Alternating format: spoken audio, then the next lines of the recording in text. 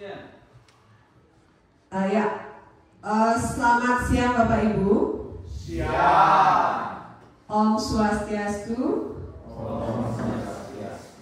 Kami ucapkan terima kasih karena sudah berkenan hadir dalam kesempatan hari ini, di mana kami akan menyampaikan tentang diseminasi budaya positif di SMP Negeri 5 Bangli. Namun sebelum kita mulai, izinkan saya untuk berpantun ya Pak Ibu ya. Ingat nanti bilang cakepnya. Nggih. Masa semangat nggih? Masih. Pergi ke pasar membeli paprika. Cakep. Pulangnya melewati goa. Cakep. Sebelum presentasi dimulai, mari awali dengan berdoa. Nggih, biar acara berjalan lancar, mari kita berdoa menurut agama dan kepercayaan masing-masing. Berdoa dimulai.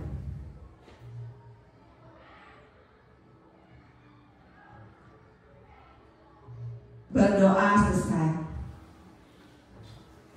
Yang pertama,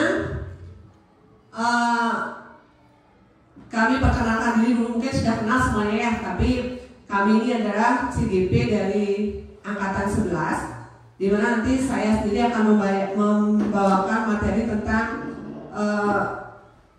disiplin positif, kemudian saya nanti akan juga membawakan dua materi, kita bagi materinya ya, biar nanti sama-sama dapat giliran. Kemudian untuk yang pertama, untuk yang sendiri nanti akan membawakan materi tentang perubahan paradigma belajar dan disiplin positif. Mungkin Bapak Ibu sudah mendengar tentang kata budaya positif ya Bapak Ibu, sudah pernah dengar apa tidak? Apa itu budaya positif? Ya Pak Danika, apa Pak Danika?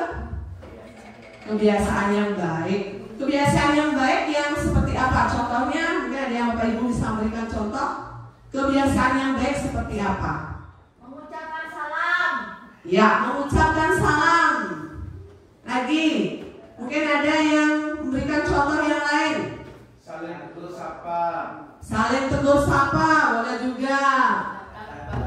Iya, datang tepat waktu. Nah itu contoh-contoh dari budaya positif yang harus kita terapkan di sekolah kita ya. Sekarang untuk budaya positif, pengertiannya itu adalah perwujudan dari nilai-nilai atau keyakinan universal yang diterapkan di sekolah, di mana budaya positif diawali dengan perubahan paradigma teori kontrol. Nah seperti tadi contohnya memberikan salam, datang tepat waktu, nah itu harus kita terapkan di sekolah kita ya. Nah konsep inti dari budaya positif yaitu ada perubahan paradigma belajar, kemudian disiplin positif, ada nilai-nilai kebajikan, kebutuhan dasar manusia, motivasi perilaku dasar manusia, posisi kontrol guru, keyakinan kelas, dan yang terakhir segitiga restitusi. Nah itu adalah konsep inti dari budaya positif yang harus nanti kita terapkan. Kemudian tentang pembelajaran dengan paradigma baru. Pembelajaran dengan paradigma baru merupakan pembelajaran yang dirancang berdasarkan prinsip pembelajaran berdiferensiasi, sehingga para peserta didik belajar sesuai dengan kebutuhannya berdasarkan tahap perkembangan sesuai teori psikologi modern untuk mewujudkan profil pelajar Pancasila. Nah ini pembelajaran dengan paradigma baru, contohnya seperti apa? Mungkin kita dulu pernah mendengar ya, pembelajaran yang berpusat pada guru dan pembelajaran yang berpusat pada siswa kalau sekarang. Mungkin Bapak Ibu pernah yang mendengar pembelajaran yang berpusat pada guru. Itu apa pengertiannya kalau dulu? Pembelajaran yang berpusat, kalau guru dia berpusat atau teacher center ya kalau dulu ya. Ya, Bu Yuni? Mungkin gurunya saja yang mengoceh di depan, memberikan materi dengan cara monoton,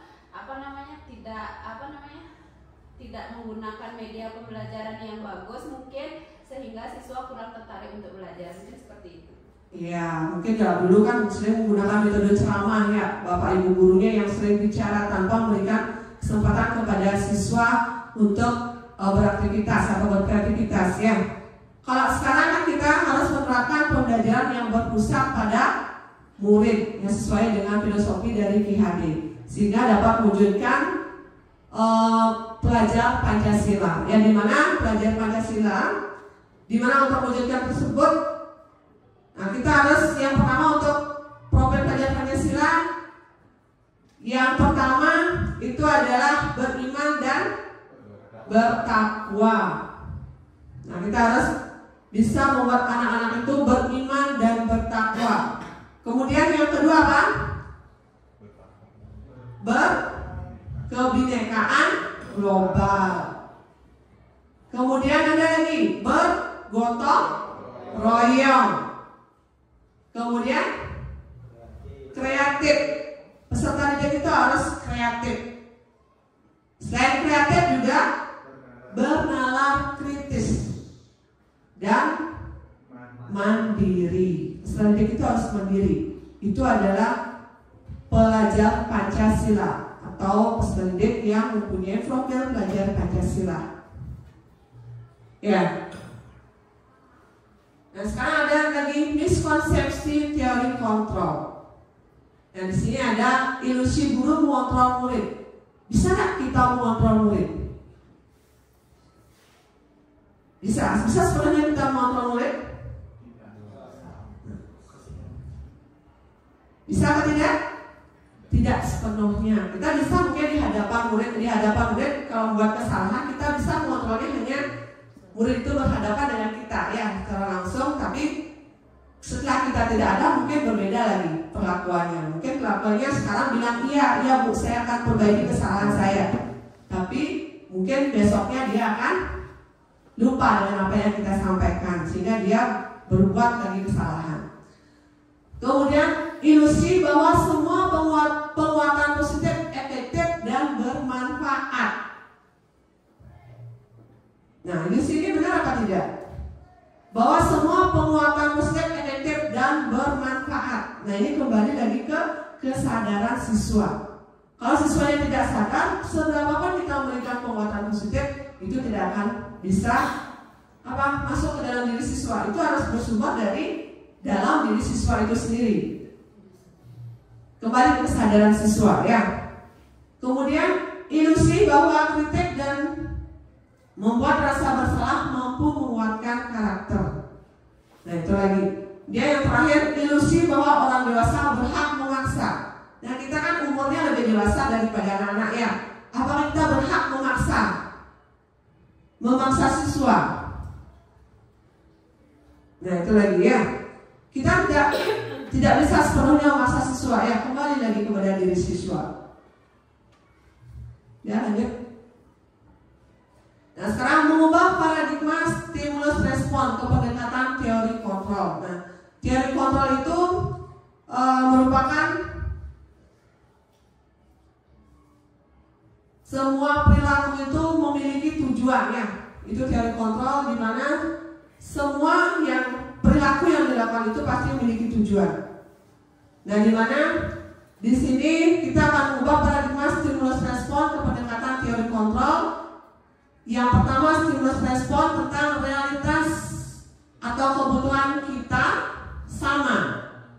Di mana teori kontrolnya realitas atau kebutuhan kita berbeda. Kemudian semua orang melihat hal yang sama. Teori kontrolnya setiap orang memiliki gambaran yang berbeda. Yang ketiga, kita mencoba mengubah orang agar berpendapat sama dengan kita. Namun teori kontrolnya kita berusaha memahami pandangan orang lain tentang dunia. Perilaku buruk dilihat sebagai suatu kesalahan. Teori kontrolnya semua perilaku memiliki tujuan. Kemudian orang lain bisa mengontrol saya. teori kontrolnya hanya Anda yang bisa mengontrol diri Anda, tidak bisa orang lain ya. Hanya diri kita yang bisa mengontrol diri kita. Saya bisa mengontrol orang lain. Teori kontrolnya Anda tidak bisa mengontrol orang lain. Kemudian pemaksaan ada pada saat bujukan gagal. Kemudian teori kontrolnya kolaborasi dan konsensus menciptakan pilihan-pilihan baru. Kemudian model berpikir menang atau kalah. Teori kontrolnya model berpikir menang-menang. Ya, itu mengubah paradigma stimulus respon ke pendekatan teori kontrol. Nah, sekarang kita lihat tentang disiplin positif. Nah, disiplin berasal dari kata disiplina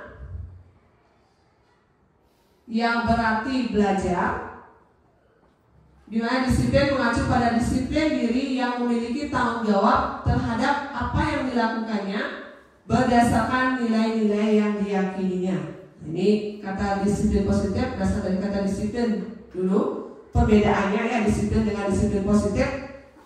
Kemudian kalau disiplin positif itu adalah salah satu cara penerapan disiplin yang bertujuan untuk menumbuhkan kesadaran serta memberdayakan murid tanpa imbalan, penghargaan atau reward, ancaman atau hukuman.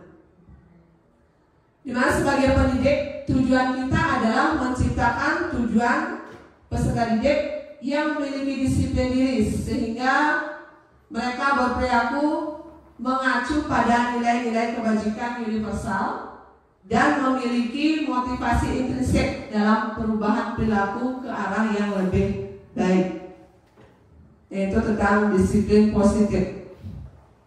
Dan selanjutnya untuk materi nilai-nilai kebajikan dan kebutuhan dasar manusia akan dilanjutkan oleh rekan saya Pak Putu Eka Mahardika.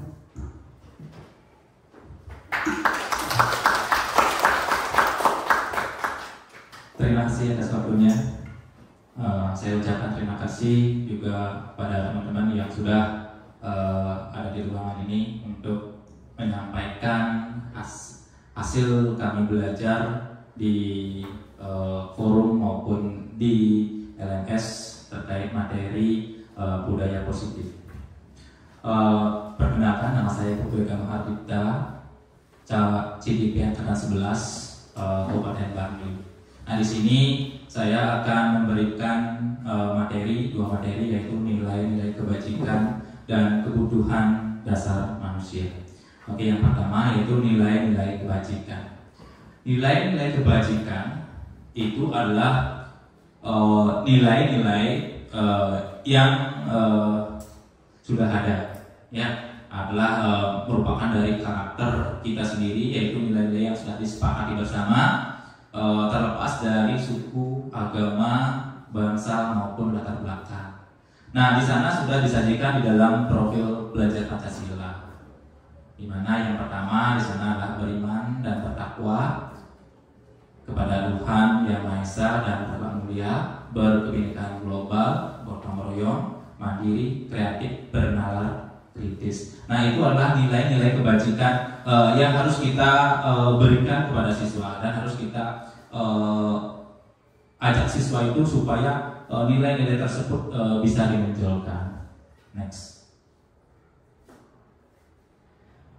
Nilai-nilai kebajikan dalam pendidikan penting karena membantu siswa mengembangkan nilai-nilai kebajikan dalam tindakan dan menginternalisasi prinsip-prinsip moral dan etika. Nilai-nilai kebajikan ini dapat membimbing siswa dalam menghadapi berbagai situasi dalam kehidupan dan membantu mereka menjadi individu yang memiliki karakter baik dan berkontribusi positif pada masyarakat. Nah, nilai-nilai kebajikan ini adalah hal yang positif, ya, Karena di sini merupakan adalah prinsip-prinsip dari karakter itu adalah moral dan etika.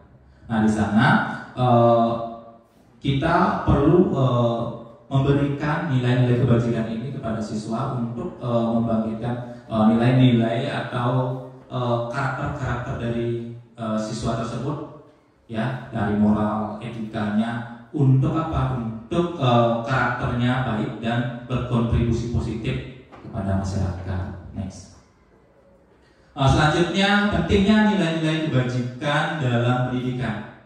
Nah, di sini inilah pentingnya nilai kebajikan. Yang pertama yaitu membangun karakter, yaitu mengembangkan moral dan etika pada siswa. Jadi ini yang perlu kita kembangkan ke siswa, biar nanti setelah dia selesai proses pendidikan, nilai-nilai dari kebajikan ini yaitu moral dan karakter, moral dan etika pada siswa itu akan lebih baik. Yang kedua yaitu menciptakan lingkungan positif. Yang pertama yaitu mengajarkan empati, saling menghormati, dan bekerja sama. Di sini dalam proses pembelajaran kita sudah menitipkan di sana, ya, saling menghargai pendapat pada teman, ya. Pada saat berkolaborasi kerja kelompok, gimana dia caranya saling menghargai, tolong menolong, dan berempati pada temannya. Terus mengurangi perilaku negatif seperti bullying, intoleransi, dan kekerasan. Di sini juga mengajarkan kepada siswa biar siswa itu tidak saling membuli, ya, tapi mengisi masukan-masukan yang kurang, ya, itu. Terus menumbuhkan tanggung jawab sosial, membantu siswa menjadi warga yang baik dan bertanggung jawab. Nah, di sini di setiap proses pembelajaran, ya, yang seperti yang saya sudah laksanakan di dalam ruangan atau di kelas, siswa itu di dalam kelompok diberikan tugas, dan tugas itu supaya dipertanggungjawabkan untuk bisa terselesaikan dengan baik. Next. Selanjutnya, implementasi dan refleksi nilai kebajikan. Yang pertama yaitu strategi implementasinya, integrasikan nilai-nilai kebajikan dalam kurikulum dan kegiatan ekstrakurikuler. Nah, inilah langkah-langkah untuk mengimplementasikan nilai-nilai kebajikan di sekolah kita supaya bisa terlaksana dengan baik. Yaitu yang pertama kita memasukkannya ke dalam kurikulum dan kegiatan-kegiatan ekstrakurikuler. Yang kedua, peran guru, yaitu sebagai fasilitator dan motivator dalam melakukan nilai-nilai kebajikan. Nah, di sini kita sebagai guru adalah seorang teladan, ya, teladan yang menjadi contoh dan bisa menjadi motivator. Terus selanjutnya, refleksi dan evaluasi, mendorong siswa dan guru untuk refleksi bersama tentang penerapan nilai-nilai kebajikan. Nah, di sini kita saling bersama-sama merefleksi diri sendiri, ya. Apa sih nilai-nilai kebajikan kita, ya? Apa yang perlu kita terapkan, apa yang harus kita laksanakan. Nah, ini terus direfleksi. Terus yang terakhir adalah komunitas sekolah yang kuat, melibatkan orang tua dan komunitas dalam mendukung pendidikan karakter. Next. Oke, selanjutnya adalah kebutuhan dasar manusia. Gimana teman-teman, masih bersemangat, ya? Masih, oke. Ini kebutuhan dasar manusia kita itu kira-kira seperti apa, ya? Apa kebutuhan dasar kita? Makan, oke, benar. Apalagi kebutuhan kita apa kira-kira? Tempat tinggal, oke. Apalagi? Pakaian. Apa kebutuhan dasar kita? Apa kira-kira?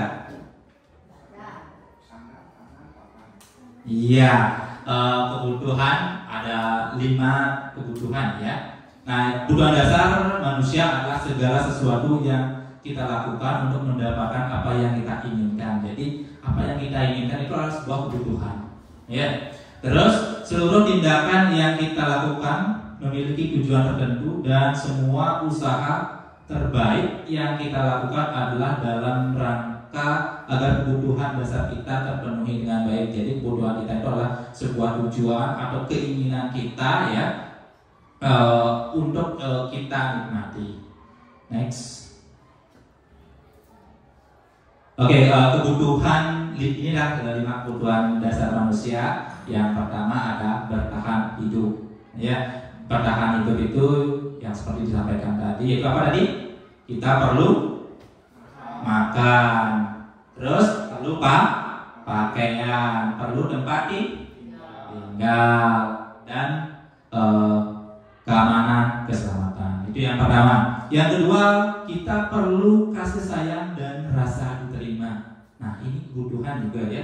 Kebutuhan dari 5 kebutuhan dasar manusia itu adalah kasih sayang dan rasa diterima. Di antaranya adalah rasa diterima, dipedulikan, ya, dipedulikan, berbagi, kerjasama, menjadi bagian dalam kelompok. Ada lagi contoh yang lain tidak? Kira-kira kebutuhan kasih sayang dan rasa diterima. Diperhatikan dan dipedulikan ya. Itu sudah dirangkum dijadikan satu ini. Untuk selanjutnya adalah penguasaan. Apa kira-kira penguasaan?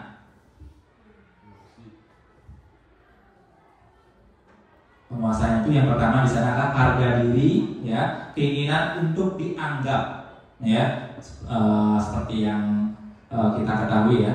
Kalau seorang penguasa biasanya dia yang pertama adalah yang menginginkan harga dirinya dihargai, itu yang pertama. Yang kedua yaitu keinginan untuk dianggap, ya, sebagai pimpinan kita perlu juga dianggap, itu sebagai pimpinan. Tapi kalau di anak-anak gimana? Apakah sama? Iya, hampir sama ya. Semua siswa itu adalah kasus-kasus yang sudah pernah kita lewati ya, kita selesaikan. Yang pertama dia butuh harga dirinya itu seperti ini ya. Terus keinginan untuk dianggap, ya, keinginan dia berpacu saling memberikan pendapat karena dia ingin dianggap, ya, memberikan komentar, oh ini saya lo bisa. Nah itu ya. Terus memimpin, ya, memimpin dalam kerja kelompok di sekolah. Mungkin ada kegiatan-kegiatan di kelas ya yang berkolaborasi dengan kelompok dan melibatkan kelompok. Dan di sana perlu adanya siswa yang memimpin. Nah, di sana juga perlu penguasaan. Terus diakui, ya. Siswa juga sama ya, perlu pengakuan dari temannya. Oh ini loh pemimpin saya, gitu ya. Terus didengar. Jadi apa yang disampaikan bisa didengar dengan baik. Dan apa yang disampaikan itu artinya temannya mau menerima. Itu dalam kegiatan kita di dalam kelas. Oke, selanjutnya adalah kebebasan. Oke, kebebasan yaitu mandiri, memiliki pilihan, mencoba hal baru, mampu mengendalikan arah diri. Oke, di sini di dalam kelas kalau mandiri kira-kira apa ya? Kalau di siswanya kita punya kebebasan, kebutuhan manusia, kebutuhan siswa itu bebas, ya. Berarti siswa itu harus yang pertama dia mandiri, ya, mandiri. Apa yang dilakukan itulah kegiatan siswa gitu ya. Berarti kegiatan siswa itu adalah kegiatan yang mandiri, dia sendiri yang melakukan, itu bebas, ya. Terus mencoba hal baru, dia ingin mencoba hal-hal baru tanpa adanya larangan-larangan, tuh ya. Yang terakhir itu ada kesenangan. Nah, kesenangan ini adalah bermain, humor, antusiasme, ketawa. Nah, di sini dalam kegiatan di kelas ya, kita selalu mengajak siswa itu untuk bermain, ya, bermain dalam pembelajaran, yaitu biasanya ini kita rangkaikan di dalam SPG, ya. Jadi kita ajak bermain sambil belajar, terus humoris, antusiasme dan tertawa. Oke, next. 5 kebutuhan dasar manusia yang sudah saya sampaikan tadi. Yang pertama adalah bertahan untuk hidup, survival, ya, yaitu kebutuhan dasar untuk hidup seperti makan, air, udara, tempat tinggal, dan kesehatan. Ini sudah. Next. Nah, sekarang implementasi 5 kebutuhan dasar di lingkungan sekolah. Nah, yang sudah kita lakukan yaitu bertahan hidup di sekolah. Yang pertama adalah menyediakan fasilitas yang memadai untuk kebutuhan dasar, yaitu makan, air, bersih, dan kebersihan. Kira-kira kalau di sekolah kita makan, kita menyediakan enggak? Ada di kantin. Air yang bersih gimana? Ada. Kebersihan? Iya, kita selalu jaga ya. Bahkan setiap hari siswa-siswa kita itu melaksanakan piket pagi untuk melaksanakan pembersihan, memungut sampah dan memilah sampah tersebut, ya, dan dibuang ke sampah yang besar. Selanjutnya, kasih sayang dan rasa diterima di sekolah, yaitu mendorong budaya inklusif, menciptakan hubungan positif dan mendukung kesejahteraan emosional. Nah, ini untuk kasih sayang atau rasa diterima di sekolah. Jadi kita berikan pemahaman kepada siswa, kita harus saling menghargai dan saling menyayangi di antara teman-teman siswanya supaya proses pembelajaran di sekolah bisa lebih nyaman. Terus selanjutnya penguasaan di sekolah, yaitu menghargai prestasi murid, ya, kita hargai prestasi-prestasi yang didapat, ya, bukan prestasi dalam bidang kognitif saja, tapi kita cari juga prestasi-prestasi di luar tersebut. Selanjutnya, kebebasan di sekolah, memberikan kebebasan dalam memilih kegiatan pembelajaran, pendekatan pembelajaran, dan kesempatan untuk mengekspresikan diri. Nah, ini sudah kita laksanakan di sekolah, yaitu dengan adanya ekstrakurikuler. Ekstrakurikuler di mana siswa tersebut sudah memilih sesuai dengan minat dan bakatnya, ya. Kalau dia berbakat di angklung, ya, dia masuk di angklung. Dia berbakat di sepak bola, dia akan memilih sepak bola, ya.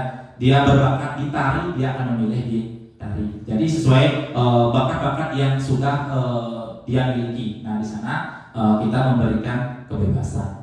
Terus kesenangan di sekolah, yaitu menciptakan kegiatan yang menyenangkan dan menarik dalam proses pembelajaran. Nah, di sini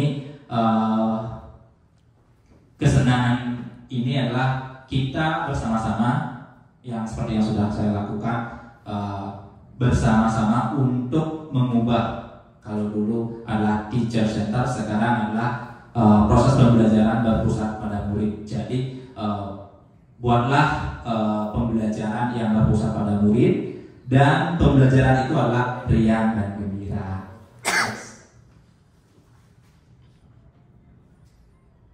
Ini kesimpulan dan rekomendasi dari pemaparan saya tadi bisa kami simpulkan, yaitu memahami dan memenuhi kebutuhan dasar manusia adalah penting untuk menciptakan lingkungan belajar yang holistik dan mendukung perkembangan murid. Jadi di sini 5 kebutuhan dasar itu sangat penting, dan itu memang harus dimiliki oleh siswa. Itu. Terus ada rekomendasi, yaitu yang pertama memastikan bahwa kebutuhan dasar murid terpenuhi di sekolah. Yang kedua, menciptakan strategi pembelajaran yang menyenangkan dan mendukung. Jadi kita buatlah strategi pembelajaran yang gembira, yang menarik minat belajar siswa untuk mau belajar. Terus yang ketiga adalah berkolaborasi dengan orang tua dan komunitas untuk mendukung kebutuhan murid. Nah, di sini juga sudah berkolaborasi bersama orang tua, yaitu dengan mengadakan rapat komite, ya, memanggil orang tua untuk menyampaikan suatu permasalahan, program-program yang ada di sekolah. Terus yang terakhir adalah menggunakan refleksi dan evaluasi untuk terus memperbaiki pendekatan yang digunakan. Nah, di sini kita wajib untuk merefleksikan diri setiap proses pembelajaran. Apa sih kekurangan-kekurangan pada saat proses pembelajaran tersebut, agar bisa diperbaiki untuk proses pembelajaran selanjutnya. Itu yang bisa yang sampaikan dua materi hari ini, yaitu tentang nilai-nilai kebajikan dan 5 kebutuhan dasar manusia. Dari yang sampaikan, kira-kira ada yang ingin tanyakan ya? Lanjut, oke, nanti kita lihat di sesi diskusi ini. Untuk selanjutnya, yang persilakan kepada Pak Made untuk menyampaikan dua materi, yaitu motivasi perilaku dasar manusia dan posisi kontrol. Ini untuk Pak Made, dipersilakan.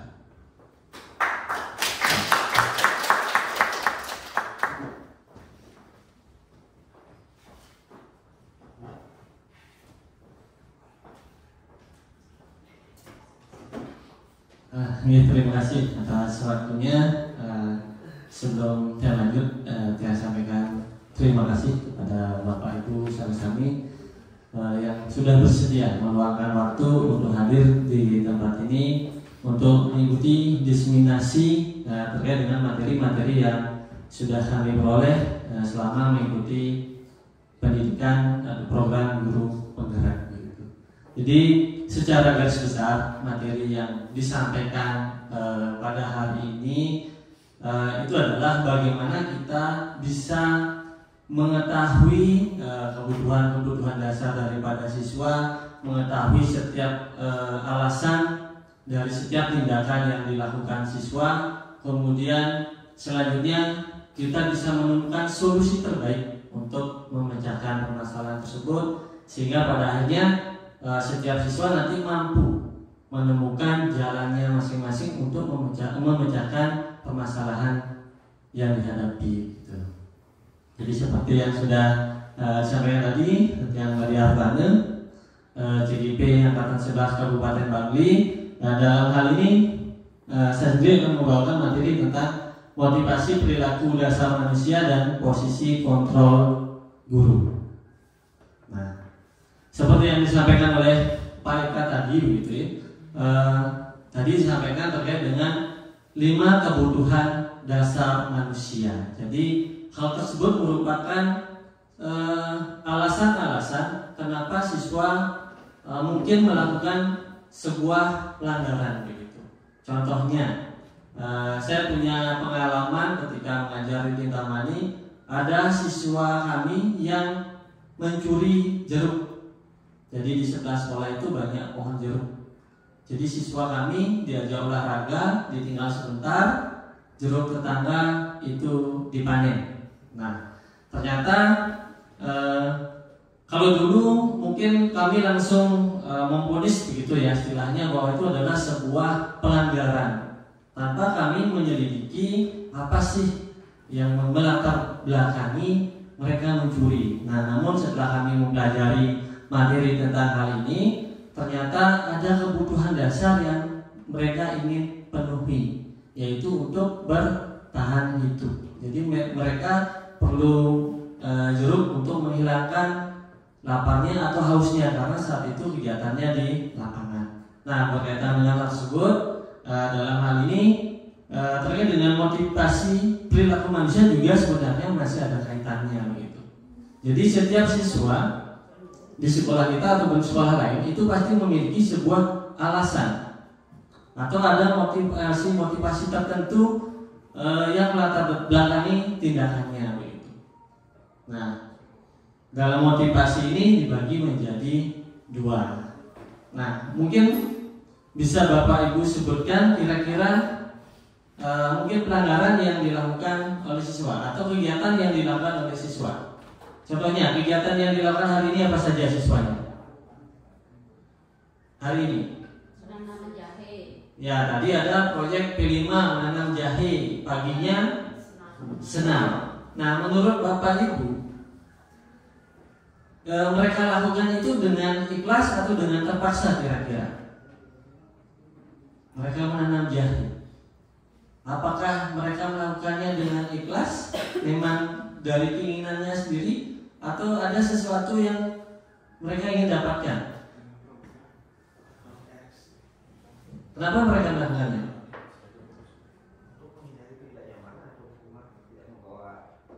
Ya, salah satunya untuk menghindari ketidaknyamanan. Karena apa? Karena ketika mungkin siswa tersebut tidak membawa pupuk begitu, ya nanti akan diberikan pengarahan, diberikan pembinaan begitu ya. Jadi siswa tersebut pada dasarnya akan merasa sangat enggan begitu, sangat tidak ingin siswa tersebut mendapatkan teguran.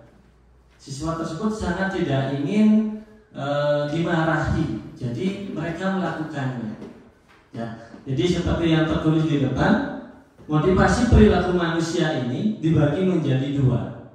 Ada motivasi ekstrinsik dan ada motivasi intrinsik. Jadi motivasi ekstrinsik tersebut yang pertama adalah untuk menghindari ketidaknyamanan atau hukuman. Nah, jadi siswa kita begitu ketika dia melakukan sesuatu itu ada alasan-alasan yang mendasarinya. Yang pertama, ya biar mereka seperti yang saya jelaskan tadi, mereka tidak dihukum, tidak dimarahi.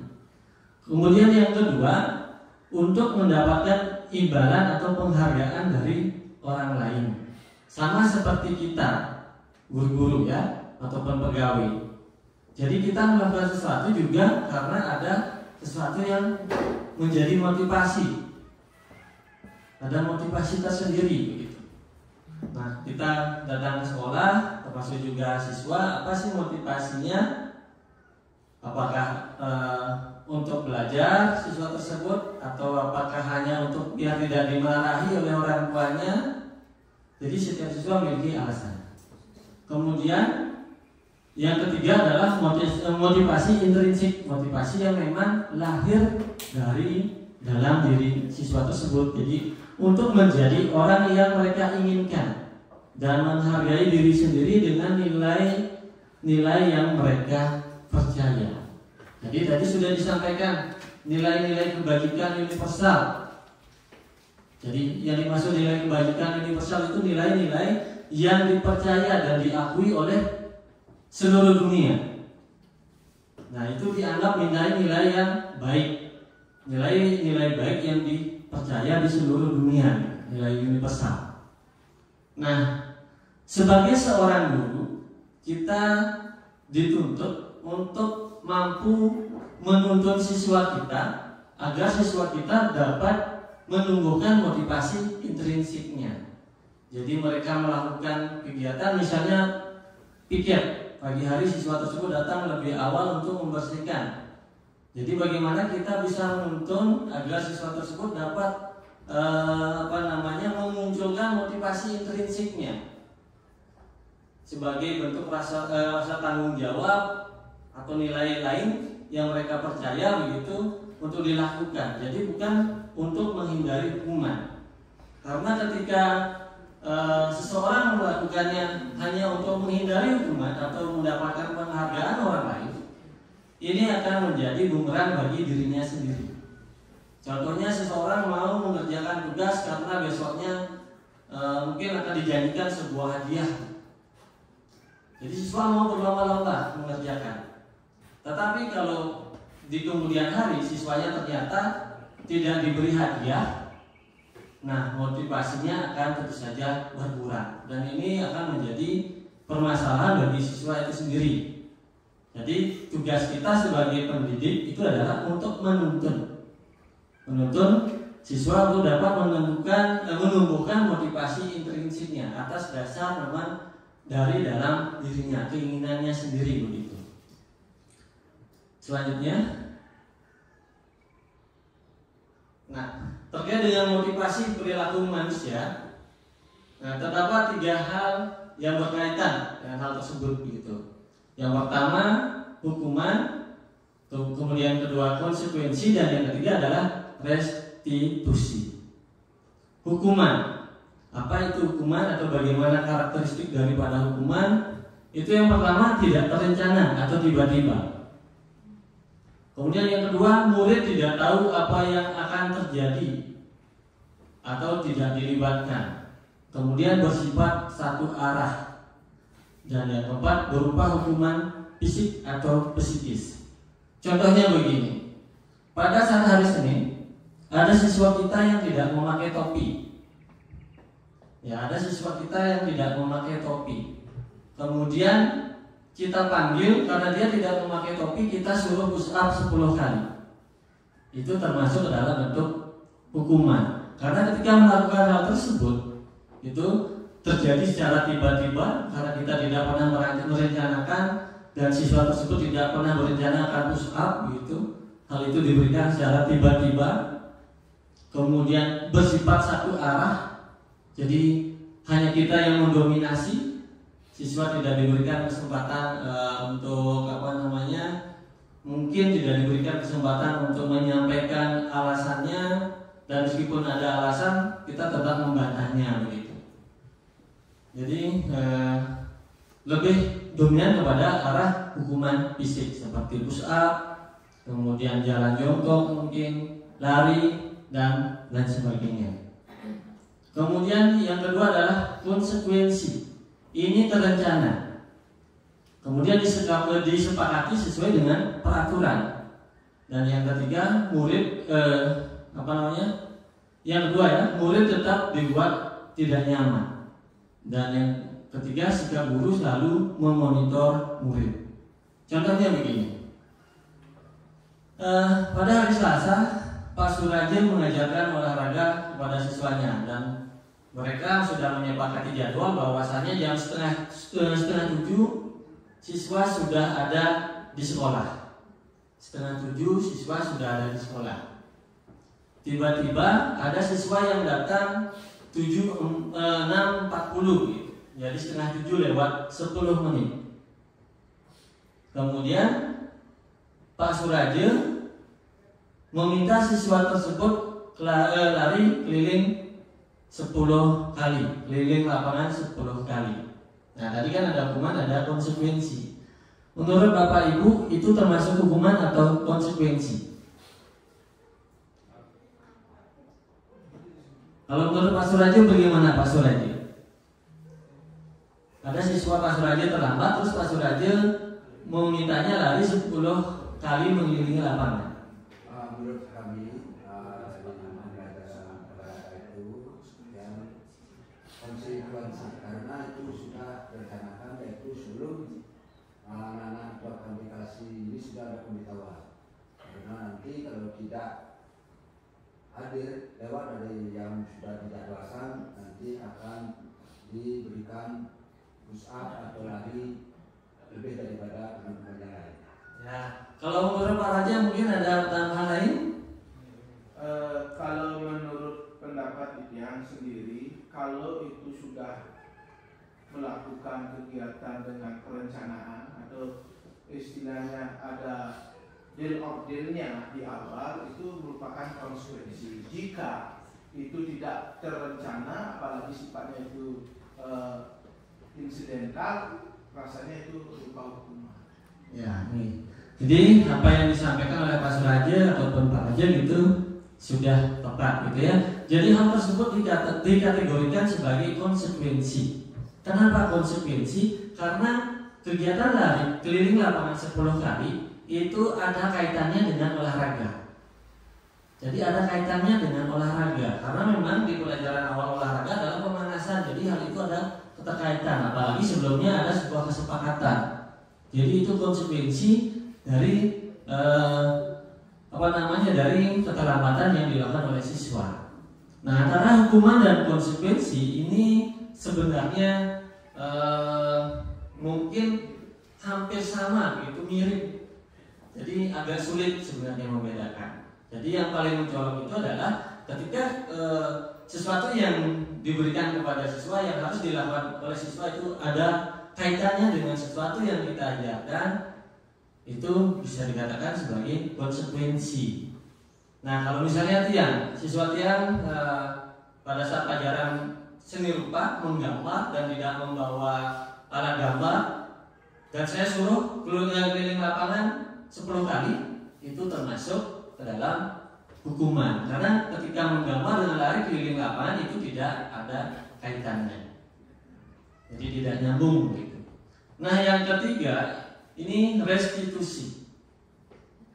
Jadi proses menciptakan kondisi bagi murid untuk memperbaiki kesalahan.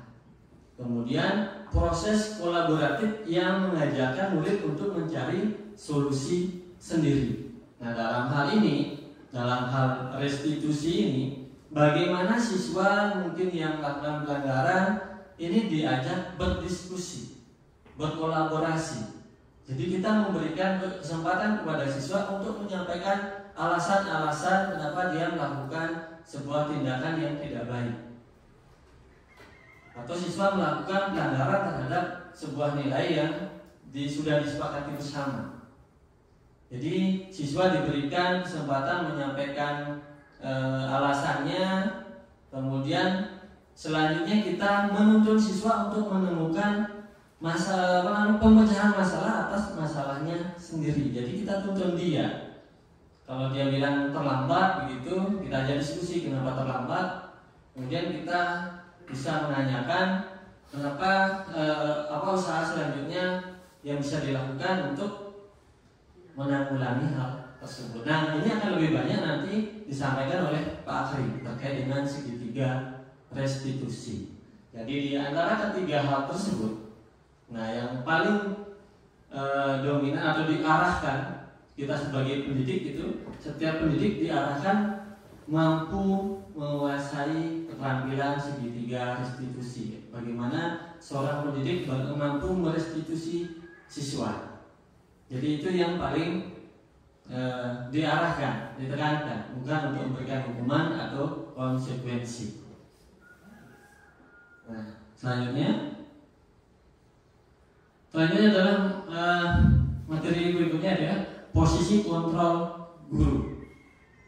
Nah, posisi kontrol guru itu ada 5. Pertama, penghukum, kemudian pembuat orang merasa bersalah, ketiga sebagai pemantau atau monitor, bukan, yang ketiga itu sebagai teman, yang keempat sebagai monitor atau pemantau, dan yang kelima sebagai manajer.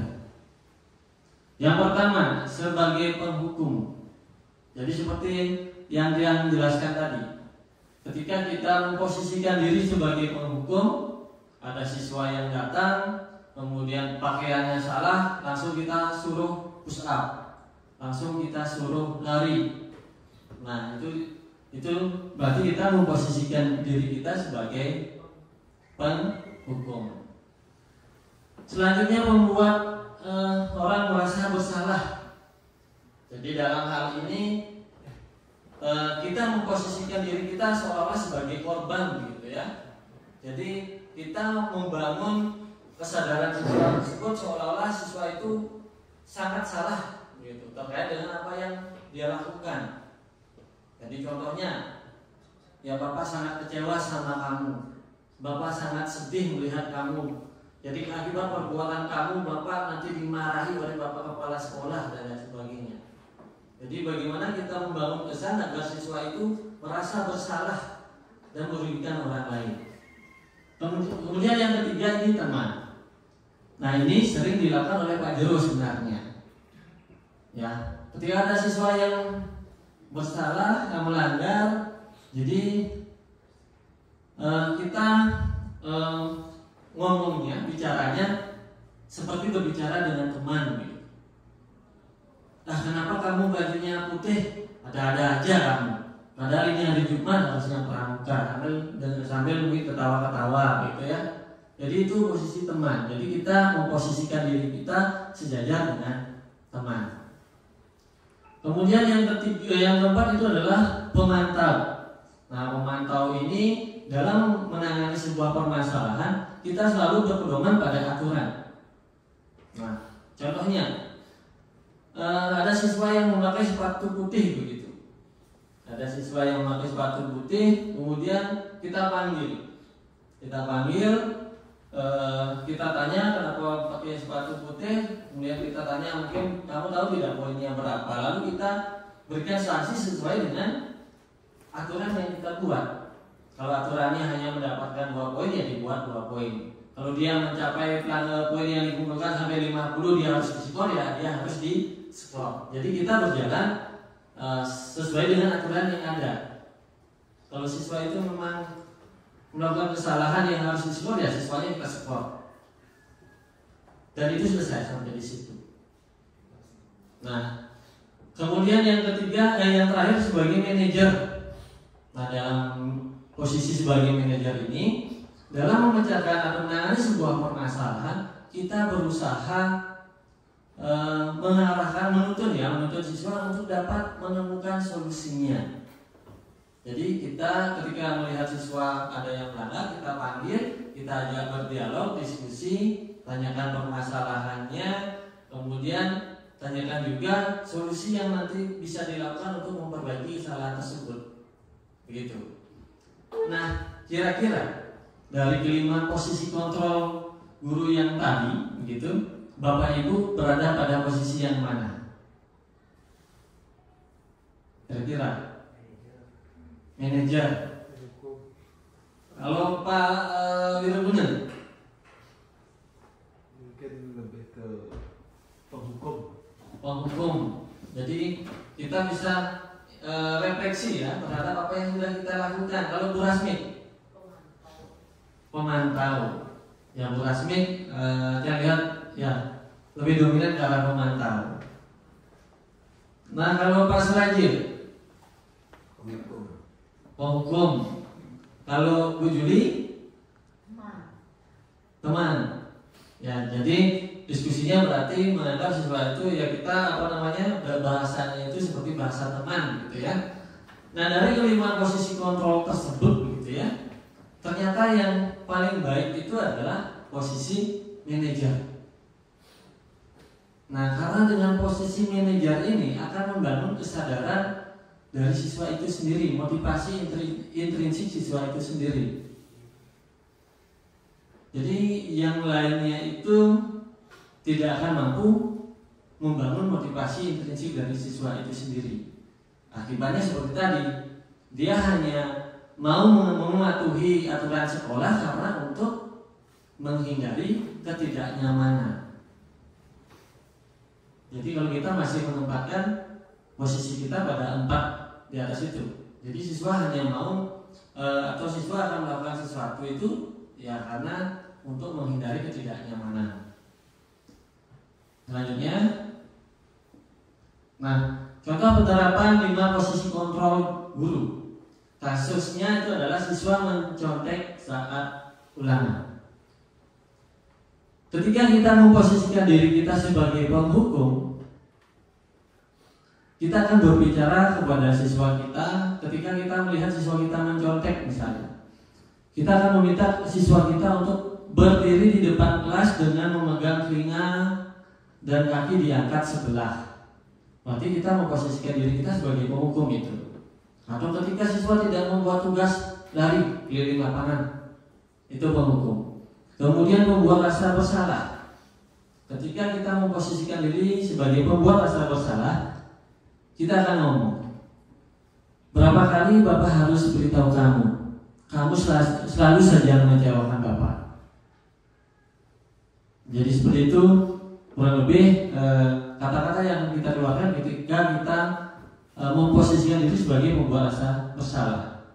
Kemudian yang ketiga, teman.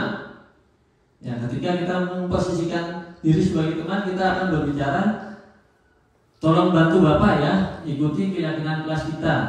Ya sudah tidak apa-apa, lain kali jangan diulangi lagi. Berarti itu kita memposisikan diri kita sebagai teman.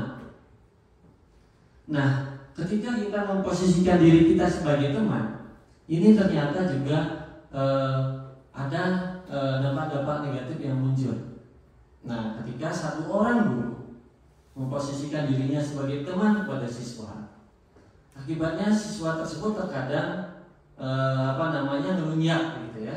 Jadi siswa tersebut akan percaya pada guru si A, oh guru itu baik sekali, guru itu santai, dan akibatnya mereka akan mengabaikan guru yang lain. Nah untuk itu ternyata posisi kontrol seperti itu juga kurang tepat. Kemudian yang keempat sebagai pemantau. Nah dalam hal ini kita akan berperilaku atau mengucapkan kata-kata, kamu sudah mendengar peraturan sekolah atau kamu sudah tahu peraturan sekolah dan kamu tahu kan konsekuensinya. Setelah ulangan, kamu baca lagi materi ini dan jangan diulangi lagi. Jadi dalam hal ini ada konsekuensi yang diberitahu kepada siswa dan ada mungkin jenis hukuman yang akan diberikan pada siswa sesuai dengan peraturan yang sudah disepakati. Nah, selanjutnya yang kelima sebagai manajer. Ketika kita memposisikan diri sebagai manajer, maka kita akan berbicara, apakah kamu tahu kesalahanmu? Kemudian kira-kira bagaimana kamu akan memperbaiki kesalahanmu? Nah, dengan kalimat-kalimat seperti itu akan muncul niat dari siswa itu sendiri untuk memperbaiki kesalahannya. Jadi inilah yang disebut dengan membangun motivasi intrinsik daripada siswa itu sendiri. Nah, selanjutnya, mari kita bersama-sama melihat yang ada di depan, kemudian bersama-sama kita jawab ya. Posisi kontrol apa kira-kira yang tepat gitu ya?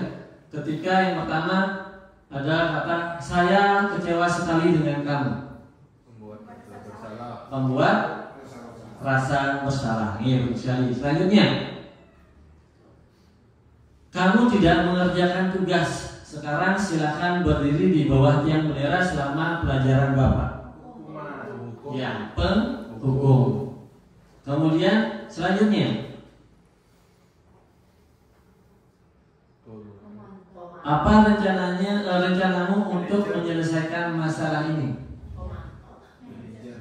Ini? Ya, manajer. Okay. Jadi dalam hal tersebut ya, tadi itu ditanyakan sebuah upaya yang akan dilakukan siswa untuk memperbaiki kesalahannya.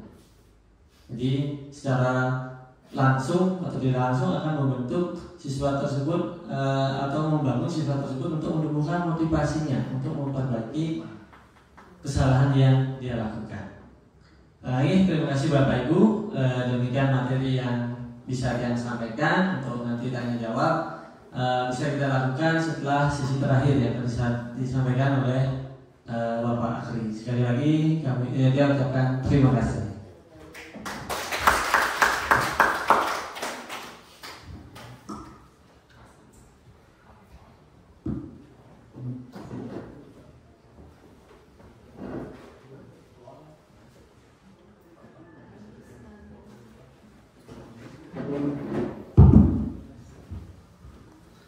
Selamat siang Bapak Ibu. Ya. Nah, saya sangat apresiasi sekali karena Bapak Ibu sudah mengikuti acara ini. Kami dari perwakilan CGP di SMP 5 Bangli mengucapkan banyak-banyak terima kasih karena sudah hadir dalam kesempatan kali ini. Nah, Bapak Ibu bisa senyum ya, senyum dulu sebentar, seperti foto yang ada di depan. Nah, mungkin kita kalian sudah tahu nama saya KDA Kemenpan. Kita juga partner di sini semua. Nah, di sini pada kesempatan kali ini saya akan memaparkan materi mengenai keyakinan kelas dan segitiga restitusi. Nah, tadi sudah banyak disampaikan oleh rekan-rekan saya mengenai bagaimana budaya positif yang bisa kita tawarkan atau kita berikan pada siswa dan kita bisa kembangkan di sekolah kita masing-masing. Nah, selanjutnya, tadi di awal ada materi mengenai budaya positif. Nah, sekarang kita akan sama-sama menyimak mengenai keyakinan kelas. Nah, mengapa keyakinan kelas? Nah, mengapa bukan peraturan kelas? Nah, mungkin Bapak Ibu sudah pernah membuat peraturan kelas. Sudah pernah Bapak Ibu? Nah, contohnya apa? Pak Wirudono pernah membuat peraturan kelas. Salah satu contoh aturannya bagaimana? Agar selalu tertib di dalam kelas. Agar selalu tertib di dalam kelas. Lagi? Yang lain? Nah, jika Bu Juli berpendapat jika datang terlambat akan dikenakan sanksi. Nah, itu peraturan kelas yang sudah Bapak Ibu pernah buat. Mungkin pada Mika ada pernah membuat peraturan di kelas. Contohnya bagaimana? Menjaga kebersihan kelas. Nah, menjaga kebersihan kelas. Yang lain lagi?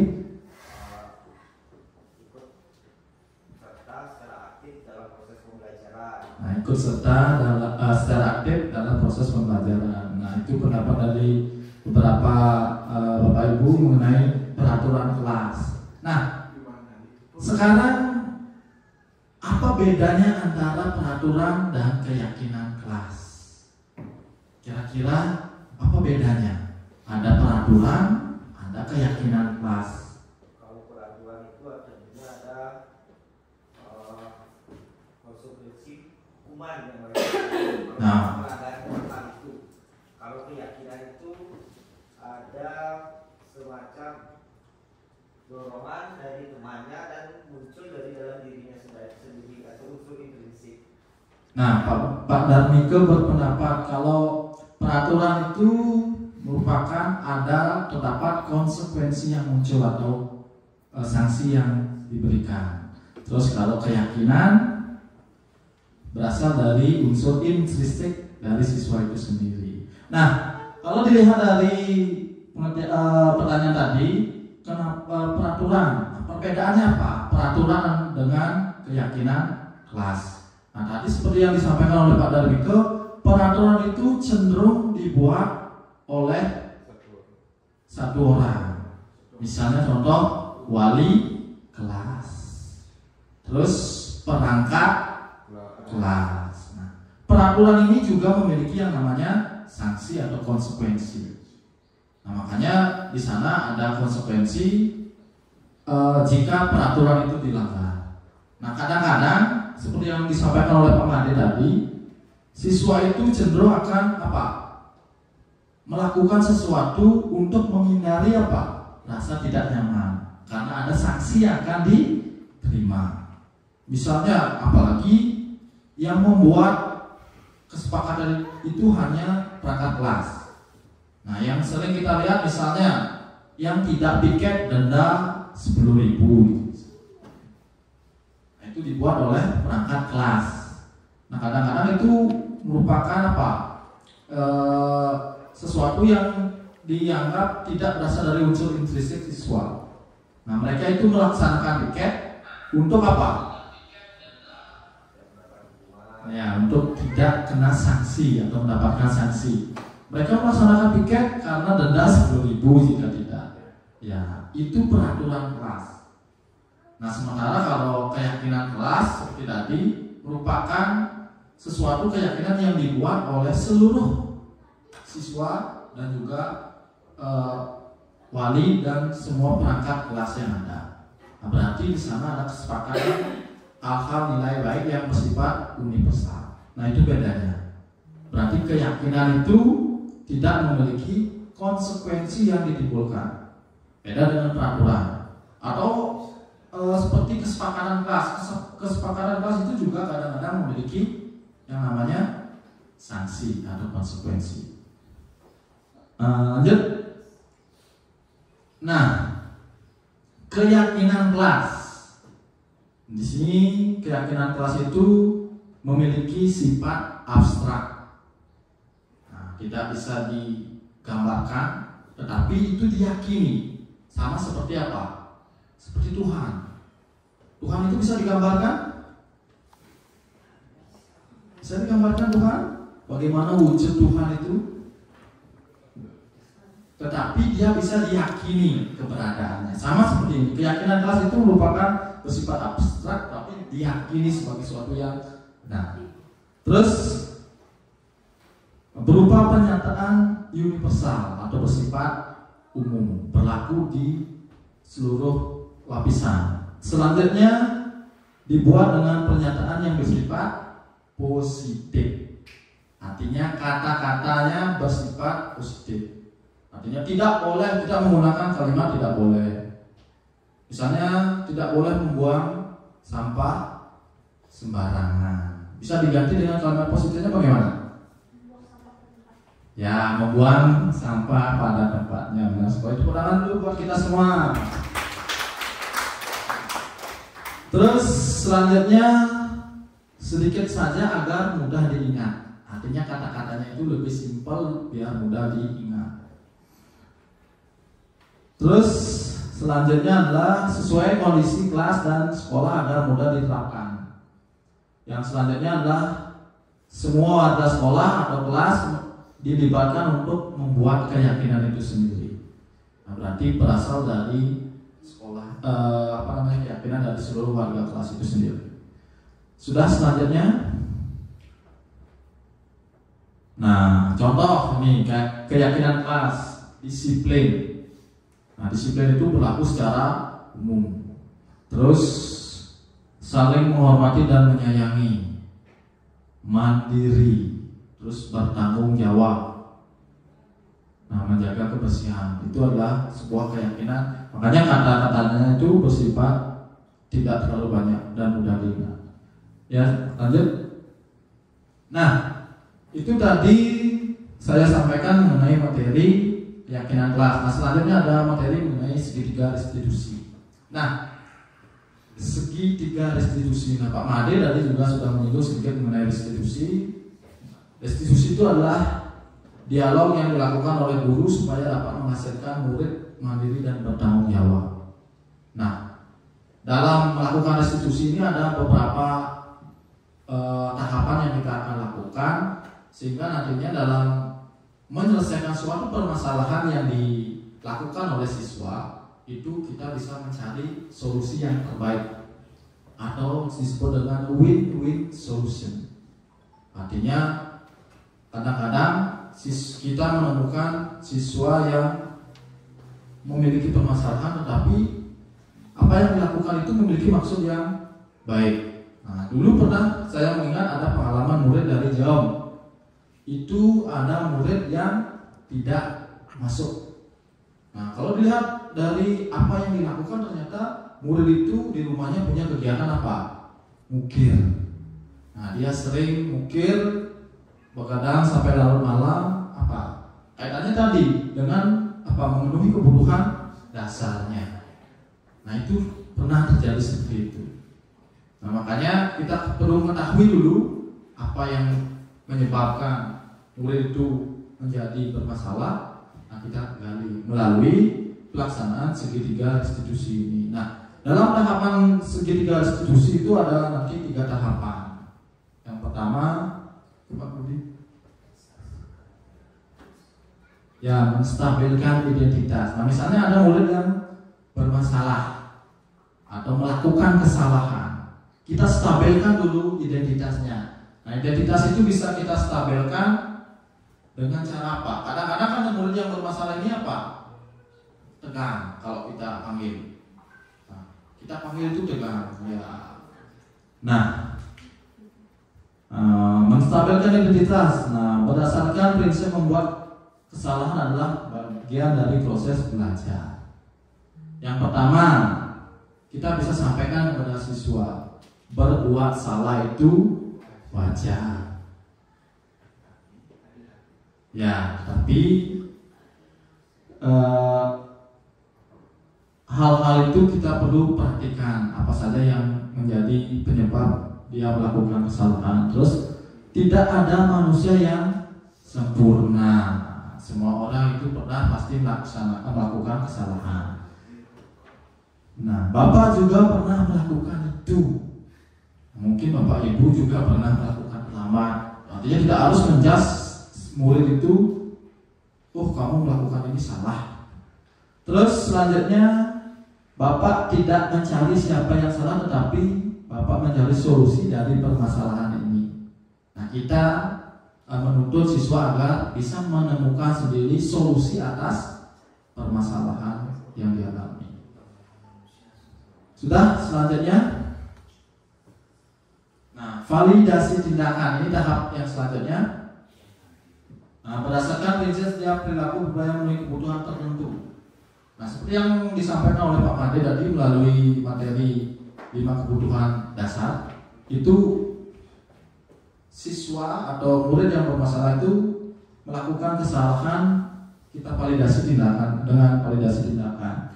Nah, dengan kalimat, kamu punya alasan mengapa kamu melakukan hal itu. Misalnya ada murid yang sering tidak masuk, kita tanya alasannya kenapa dia tidak masuk, biar kita tahu. Siapa tahu seperti tadi, dia itu tidak masuk sering karena dia bekerja. Berarti dia berusaha memenuhi kebutuhan dasarnya. Terus adakah cara yang lebih efektif yang bisa kamu lakukan?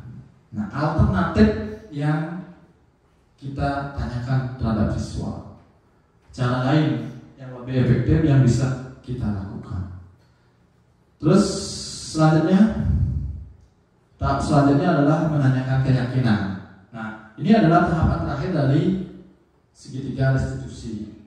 Nah, berdasarkan prinsip teori kontrol bahwa pada dasarnya kita termotivasi secara intrinsik, bukan karena seperti tadi menghindari hukuman, menghindari ketidaknyamanan. Nah, Bapak Ibu misalnya ke sekolah 7.25 untuk apa? Agar apa? Nah, agar tidak ditegur gitu misalnya, berarti itu bukan motivasi intrinsik. Itu karena merasa tidak nyaman jika ditegur oleh pimpinan atau yang lain gitu misalnya. Nah, kita mencoba memunculkan hal itu, motivasi berasal dari diri sendiri. Berarti seperti yang kita lakukan di pendidikan guru penggerak itu ada mulai dari diri. Ya, berasal dari diri kita sendiri, bukan berasal dari orang lain. Ya, ataupun berasal dari menghindari konsekuensi yang ada seperti itu. Nah, kita bisa menanyakan keyakinan kelas. Apa keyakinan kelas kita? Seperti tadi kan sudah ada saya paparkan mengenai keyakinan kelas itu. Artinya, misalnya datang tepat waktu, berarti kita harus terapkan dengan tidak terlambat. Terus nilai-nilai apa saja yang sudah kita sepakati bersama, misalnya nilainya di disiplin, seperti itu. Terus seperti apa gambaran kelas yang ideal menurut kamu? Berarti kita bisa menanyakan apa gambaran ideal kelas yang diinginkan. Karena seperti tadi banyak 5 kebutuhan dasar itu kan juga ada mungkin kesenangan. Murid itu cenderung bosan dengan hal-hal yang bersifat monoton. Kadang-kadang mereka Pak Akri itu misalnya bosan belajar sama Pak Akri karena ceramah terus gitu misalnya. Nah, apa yang mereka inginkan? Kadang-kadang murid itu ingin pembelajaran yang lebih menarik, efektif dan efisien. Terus kamu ingin menjadi orang seperti apa? Ini juga salah satu menanyakan keyakinan pada siswa. Nah, makanya dengan apa yang tahapan-tahapan yang kita lakukan dalam segitiga restitusi ini, ujungnya nanti adalah kita akan bisa memberikan siswa itu untuk mencari solusi atas permasalahan yang dimiliki, seperti itu. Nah, selanjutnya kita simak contoh penerapan segitiga restitusi. Nah, ini juga yang melakukan restitusi pada siswa sebagai wali kelas pada siswa yang atas nama Nurul Yuda.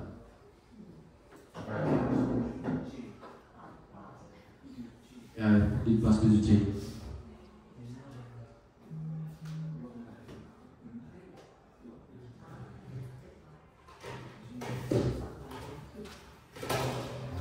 Pada kasus ini, si Nurul 2 hari tidak masuk sekolah tanpa keterangan.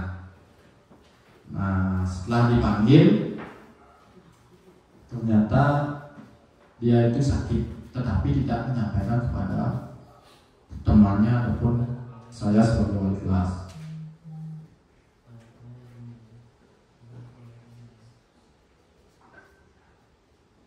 Mungkin nanti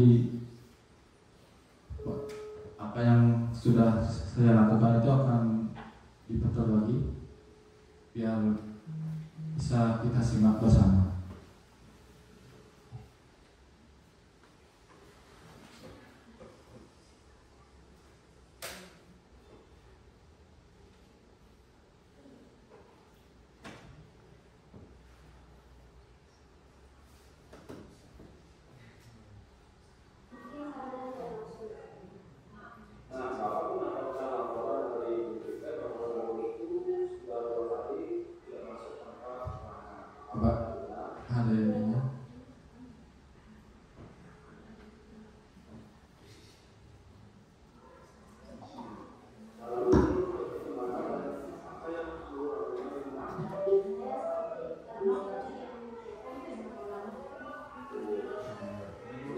Dong.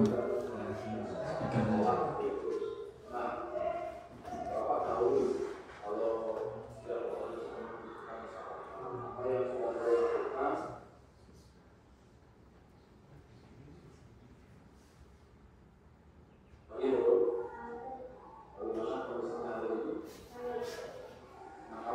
Nah, ini kita simak sama-sama.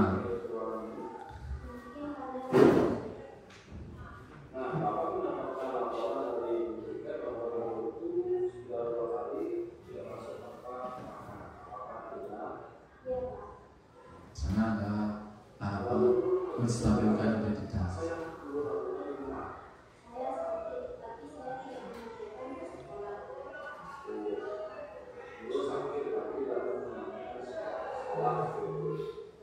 Mungkin restitusi ini bisa Bapak Ibu laksanakan nanti ketika menemukan murid yang bermasalah seperti itu.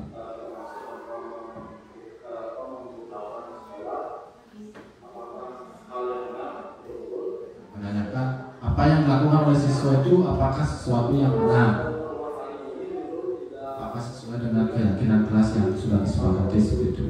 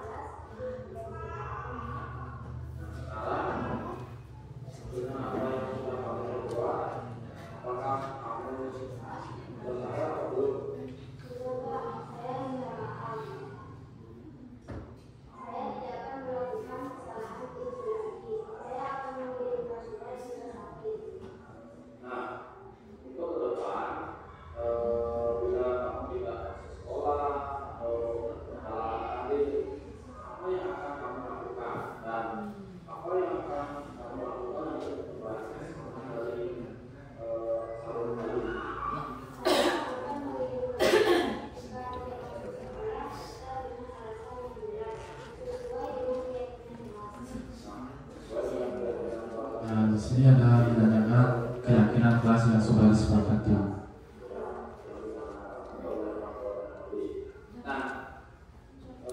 Apa yang sudah kamu lakukan, Bapak mengapresiasi di depannya, kamu mendapatkan pelajaran informasi dan salahnya yang kamu lakukan yang bisa terbaik dengan hal yang sudah disampaikan. Soal ini, kita mulai memperbaiki diri. Nah, sekarang menurut Profesor.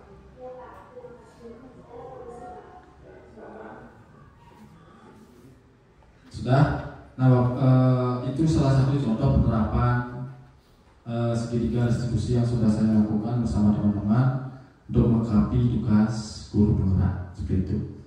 Nah, selanjutnya kita refleksi. Bagaimana Bapak Ibu, masih semangat? Ya, terima kasih karena kita masih semangat. Nah, selanjutnya kita akan melaksanakan sesi tanya jawab. Apakah ada yang ingin Bapak Ibu tanyakan mengenai apa yang sudah kita sampaikan tadi berempat dari awal mengenai budaya positif?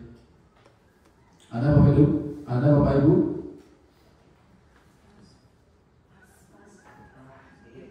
Ya.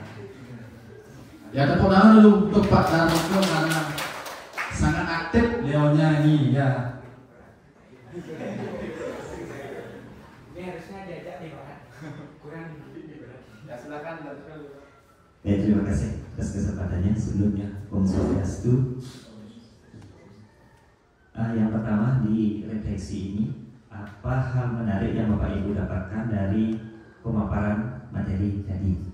Tentunya sangat banyak hal menarik yang saya dapatkan hari ini, terutama mengenai budaya positif, terus tentang kebutuhan dasar manusia, tentang keyakinan dan peraturan kelas yang mungkin selama ini saya bersama anak-anak itu masih melakukan melakukan peraturan kelas. Terus yang paling menarik, semuanya di pemaparan budaya positif ini sangat menarik sebenarnya. Tapi yang sangat saya menggugah semangat untuk mulai dan akan melakukan ke depannya yaitu selain yang saya paparkan tadi ya segitiga restitusi ini, karena ini sangat menurut saya sangat bisa memotivasi siswa untuk menyadari apa yang hal keliru yang mereka lakukan dan mereka bisa menemukan solusinya. Nah, itu dari hal menariknya. Nah, di sini saya bukan ingin menguji. Di sini dalam kegiatan ini kita adalah berbagi. Nah, tadi sudah disampaikan sama Bapak Made yaitu tentang posisi kontrol guru dan motivasi untuk intrinsik. Di sana salah satunya yaitu kita sebagai seorang pendidik itu tidak dianjurkan untuk memberikan reward kepada peserta didik. Misalnya anak yang mampu menjawab ketika proses pembelajaran dikasih coklat atau dikasih nilai tambahan.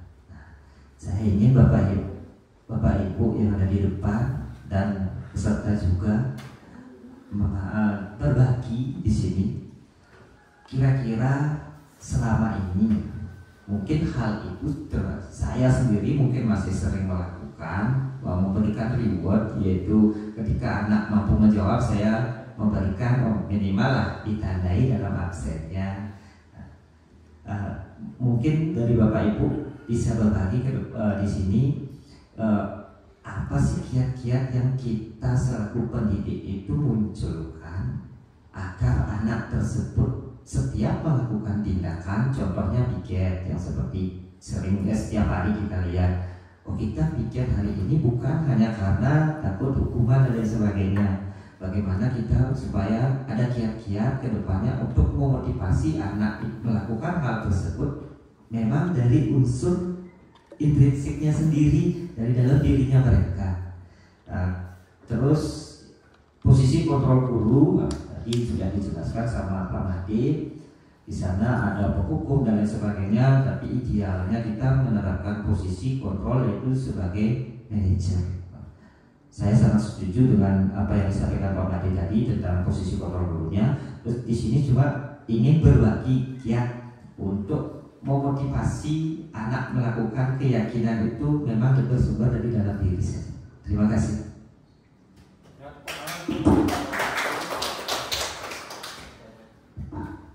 Sangat baik sekali apa yang sudah disampaikan oleh Pak Darmike.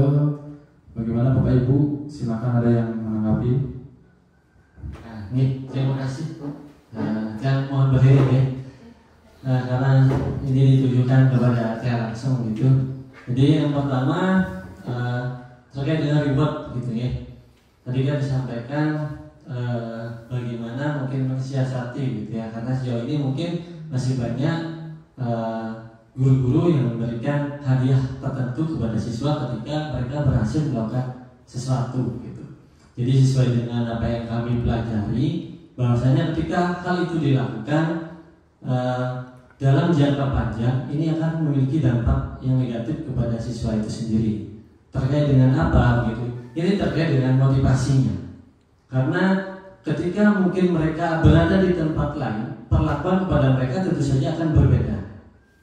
Dan di tempat lain atau mungkin di tempat ini dalam suatu waktu mungkin akan terjadi perlakuan yang berbeda.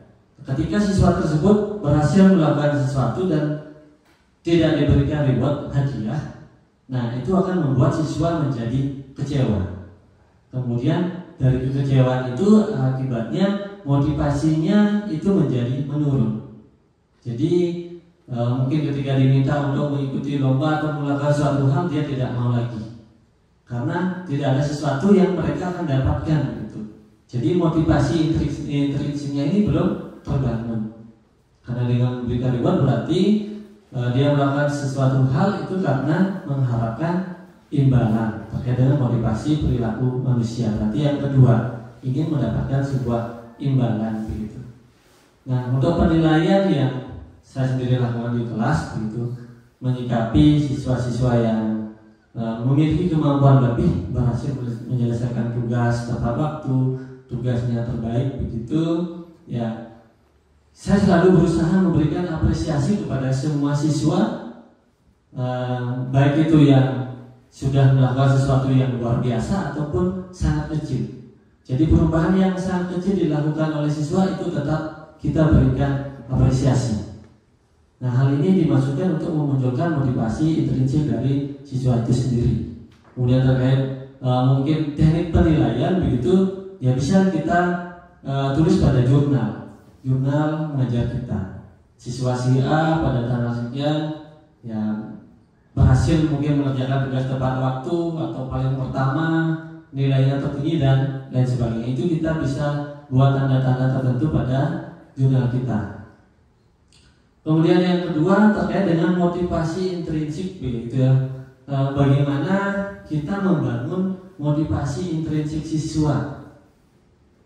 Nah, bagaimana kita membangun motivasi intrinsik siswa agar siswa itu memang mau melakukan sesuatu atas dasar niatnya sendiri, bukan untuk menghindari hukuman, bukan untuk mendapatkan suatu hadiah.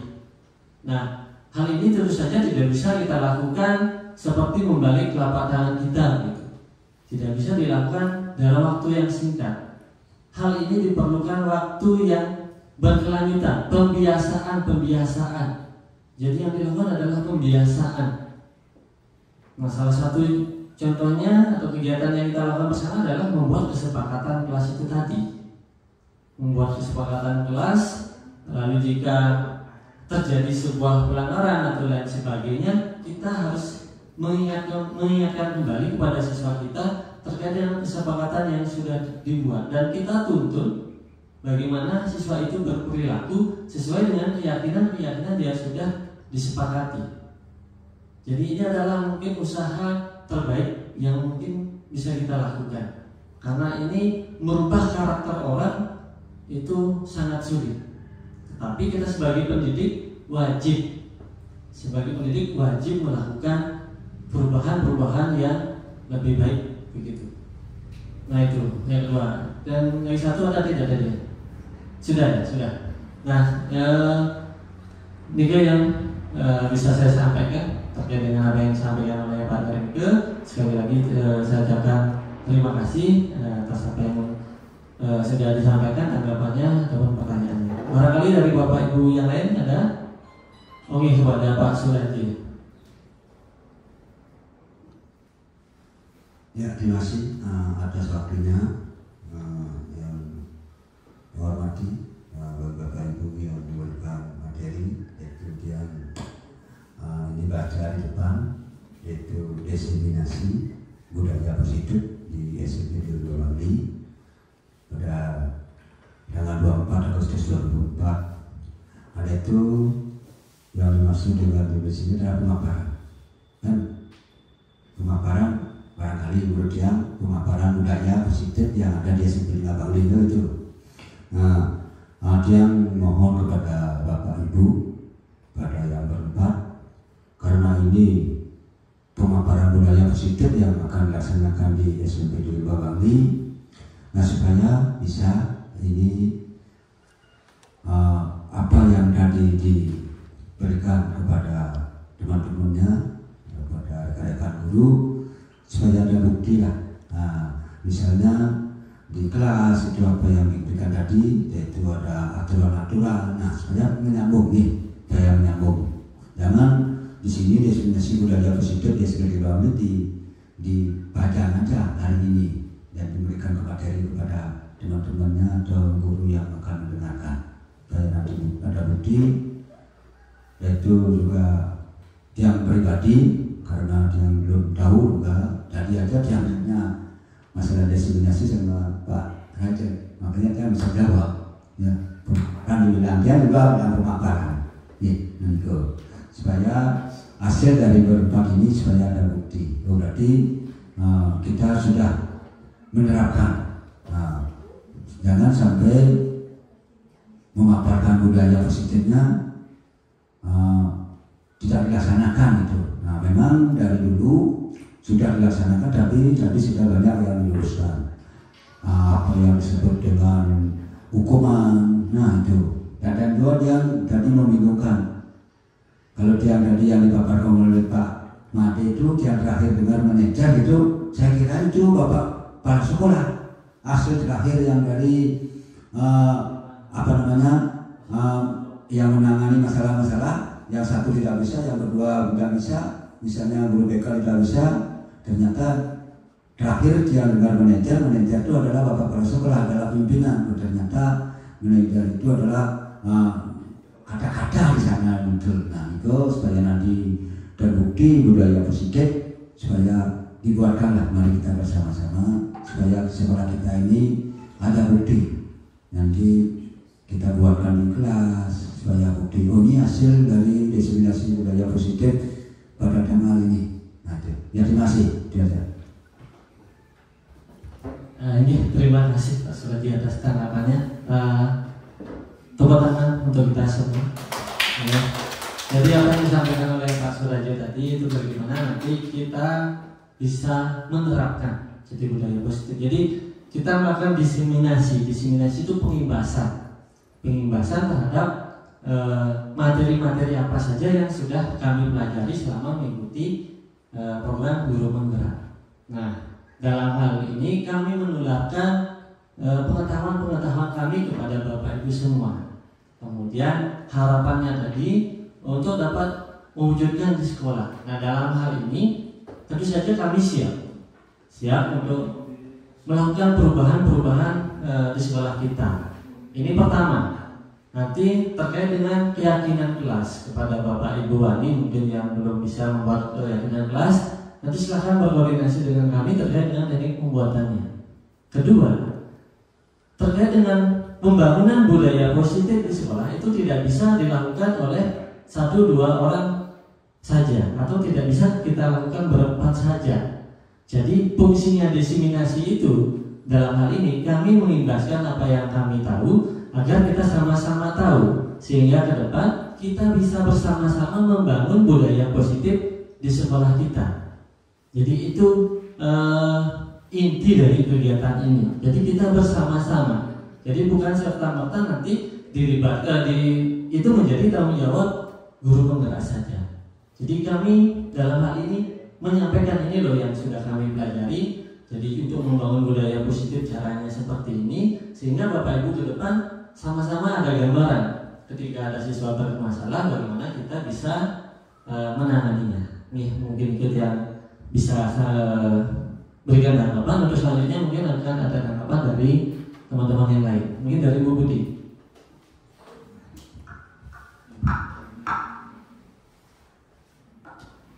Oke, terima kasih Pak Made. Benar sekali apa yang disampaikan Pak Made. Untuk membangun budaya positif di sekolah kita tidak bisa lakukan berempat ya Bapak Ibu ya. Biarpun kami sudah CGP, tapi kami juga masih belajar Bapak Ibu ya. Sehingga apa yang kami dapatkan itu yang kami terapkan, itu yang kami imbaskan di sekolah ini. Nah ini di sini juga kita butuh dukungan dari Bapak Ibu semua. Seperti sekarang kita melakukan pengimbasan di sini, kita minta dukungan dari Bapak Ibu supaya kita bisa melaksanakan kegiatan ini dengan baik. Dan nanti apa yang kita sampaikan, misalnya buat keyakinan kelas, nanti bisa dilakukan oleh Bapak Ibu di kelas masing-masing ya, seperti nanti Bapak Ibu wali, dan tidak Bapak Ibu wali saja, nanti semua guru mapel pun akan membuat keyakinan kelas atau kesepakatan kelas ya, yang nanti bisa dibuat di kelas masing-masing atau pada mata pelajaran masing-masing untuk membuat suatu keyakinan bersama dengan siswanya. Nah Niko, dan sekali lagi untuk membangun budaya positif di sekolah kita akan lakukan bersama-sama. Kita tidak bisa berempat saja Bapak Ibu ya. Kita juga harus berkolaborasi bersama untuk membangun itu supaya kita dapat menerapkannya di sini. Bersama juga nanti Bapak kepala sekolah, semua warga sekolah. Ini Mantan, dan mungkin ada yang mau disampaikan lagi, kami persilakan.